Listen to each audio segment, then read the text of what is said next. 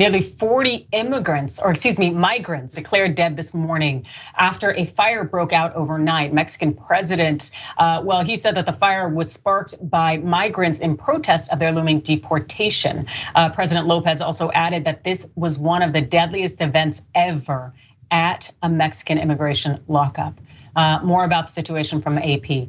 Hours after the fire broke out late Monday, rows of bodies were laid out under shimmery silver sheets outside of the facility in Ciudad Juarez, which is across from El Paso, Texas, and a major crossing point for migrants. Ambulances, firefighters, and vans from the morgue swarmed the scene. Now, at the time of the blaze, 68 men from Central and South America were being held at that facility.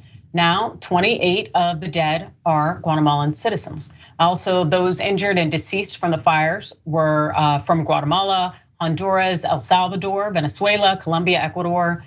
Carrie Talbot, deputy director of the Immigration Hub, stated this on Twitter this morning.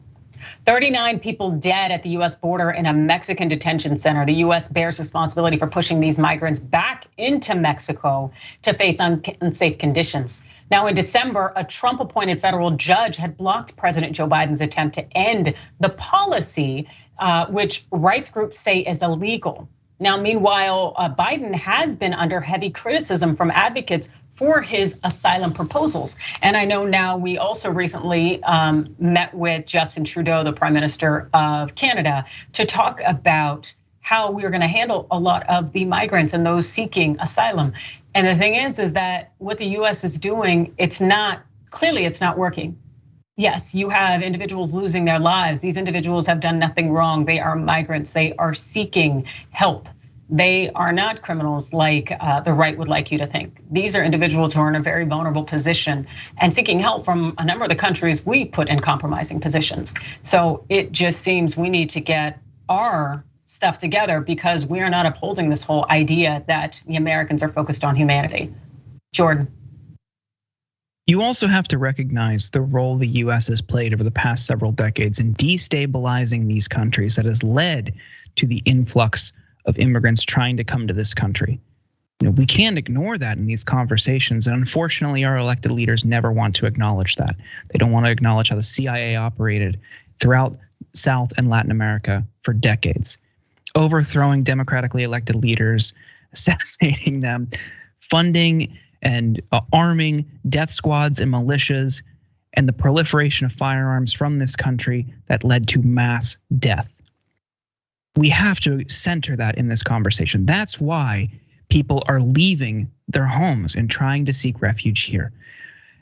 And in 2020, Biden ran on a campaign that largely tried to distinguish himself from Trump on immigration. And over the past few years, in part because of legal decisions like you're talking about, but also through their own accord, have slowly crept back to some of the policies that they previously admonished. If we want to create a world that truly lives up to what we all want the American ideal to be, we actually need to chart a new and different course on immigration. Welcome people here.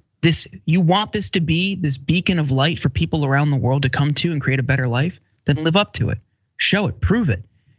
But putting people in cages, having them remain in Mexico, turning away asylum seekers, it does anything but, and it undercuts this idealist premise of what America should be. Absolutely. As far as I'm concerned, it really just seems that hypocrisy is the official language of the United States.